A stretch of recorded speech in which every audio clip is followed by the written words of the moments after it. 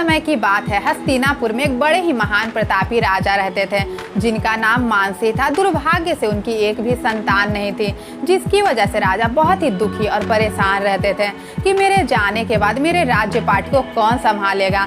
राजा ने काफी पूजा पाठ और यज्ञ भी किया, फिर भी राजा को सिर्फ निराशा ही मिली। जब राजा ने संतान पाने की उम्मीद छोड़ ही दी थी कि उनके घर ईश्वर के आशीर्वाद से एक सुंदर से पुत्र का जन्म हुआ।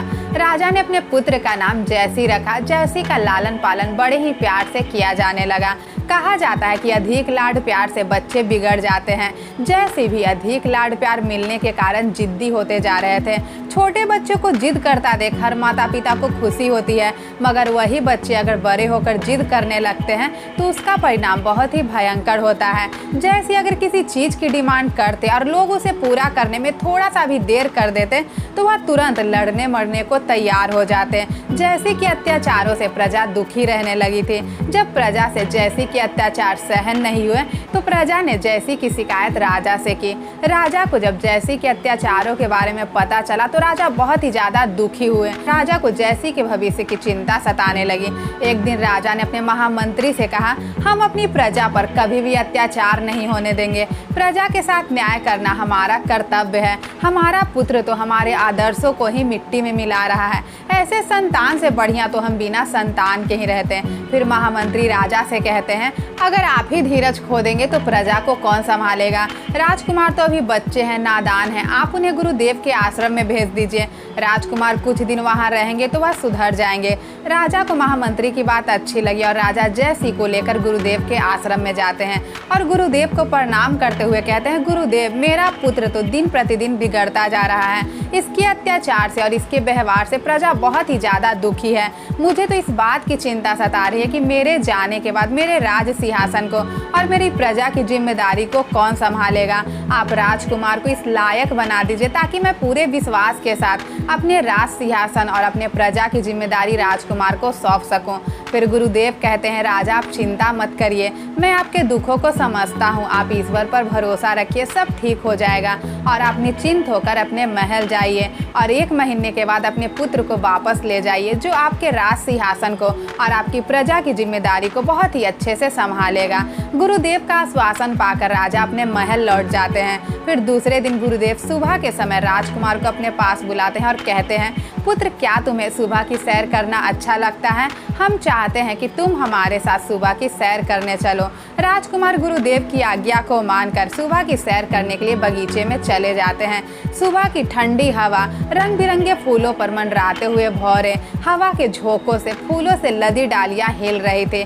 गुरुदेव ने कहा, देखो यह बगीचा कितना सुंदर लग रहा है, इनमें से कुछ गुलाब के फूल तोड़ कर लिया। राजकुमार भागते हुए जाते हैं और कुछ गुलाब के फूल तोड़ लेते हैं और लाकर गुरुदेव को देते हैं।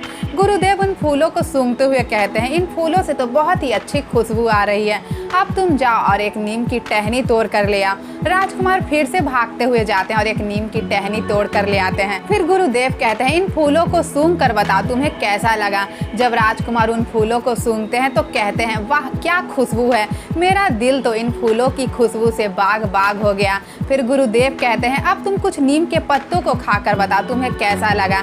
राजकुमार गुरुदेव की आज्ञा को मानकर नीम के पत्ते तो खा लेते हैं, पर उसकी कड़वाहट के कारण राजकुमार का बुरा हाल हो जाता है और थू थू करते हुए वह सारे पत्तों को मुंह से बाहर फेंक देते हैं और गुरुदेव से कहते हैं, गुरुदेव जब मैंने गुलाब के फूलों को सूंघा तो मैंने बहुत ही अच्छा महसूस किया, लेकिन जब मैंने नीम के पत्तों को खाया तो इसकी कड़वाहट के कारण मेरा बुरा हाल हो गया। फिर गुरुदेव राजकुमार को समझाते हैं कि फूलों में खुशबू थी, इसीलिए इन फूलों की खुशबू तुम्हारे मन को अच्छी लगी। नीम के पत्तों में ना तो कोई मिठास थी और ना ही कोई खुशबू थी, इसमें सिर्फ कड़वाहट थी जिसके कारण तुम्हारा बुरा हाल हो गया और इसी कड़वाहट के कारण लोग इसे पसंद नहीं करते हैं। जिस तरह से गुलाब का फूल कांटों में भी रहकर लोगों के मुस्कान की वजह बनता है, उसी तरह से जो व्यक्ति अपने जिम्मेदारियों को अच्छे से निभाता है, लोगों से अच्छा व्यवहार करता है, अपने बड़ों का सम्मान करता है, अच्छे काम करता है, ऐसा व्यक्ति लोगों के मुस्कान की वजह बनता है। सभी लोग ऐसे व्यक्ति के गुणों की प्रशंसा करते हैं और सम्मान देते हैं, क्योंकि संसार मनुष्य से प्यार नहीं करता बल्कि उसके गुणों से प्यार करता है।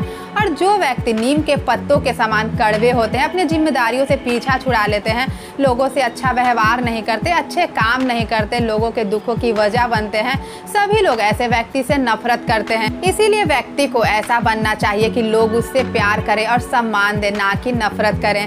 राजकुमार को गुरुदेव की बातें समझ में आ गई। राजकुमार ने गुरुदेव के चरणों में नतमस्तक होकर कहा, गुरुदेव आप सचमुच महान हैं, आपने तो अपने ज्ञान से मेरी आंखें ही खोल दी। अब मैं अपनी प्रजा पर कभी भी अत्याचार नहीं करूंगा, लोगों से अच्छा व्यवहार करूंगा, अपनी जिम्मेदारियों को बहुत ही अच्छे से निभाऊंगा और मैं लोगों के दुखों की वजह नहीं बल्कि लोगों के मुस्कान की वजह बनूंगा। आप अपने जीवन में इन लाइनों को हमेशा याद रखें।